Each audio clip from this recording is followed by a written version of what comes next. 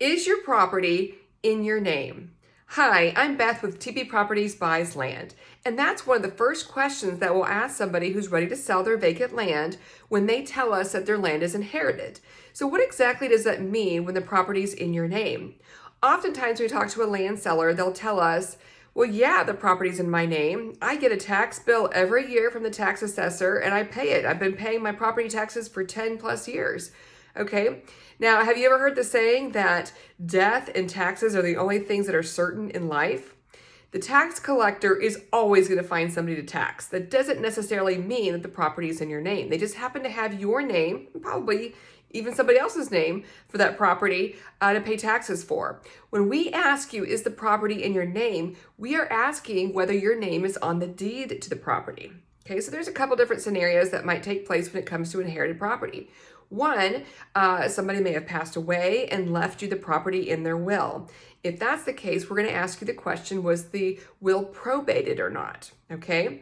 And there's different scenarios in which we can move forward, whether it is probated or not. And we'll ask you a series of questions regarding that.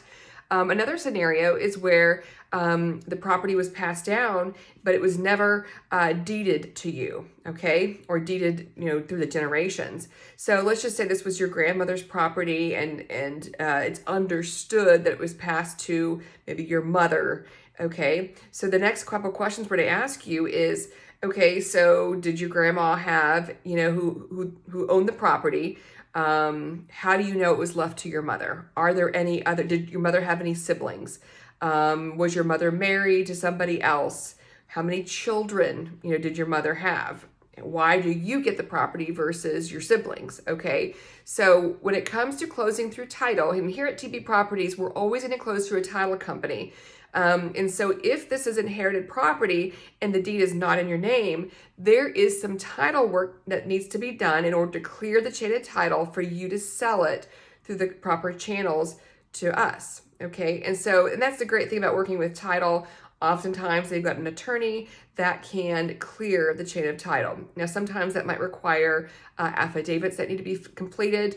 Perhaps someone, who's known the family will have to fill out paperwork stating that they know whoever owned the property, and they knew that they would have left it to the family members, and they knew who the family members were. It tends to be pretty simple, but you do need to know all the different heirs because the title company will come up with that.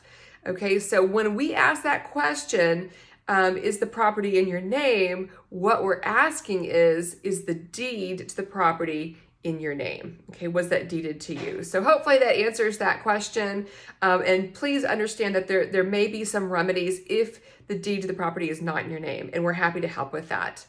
But again, TB Properties Buys Land. We are real estate investors. We purchase rural vacant land using cash, and we close to a title company for the safety of you as the land seller, as well as us as the buyer. But if you have any questions, reach out to us. We look forward to working with you. Thanks again.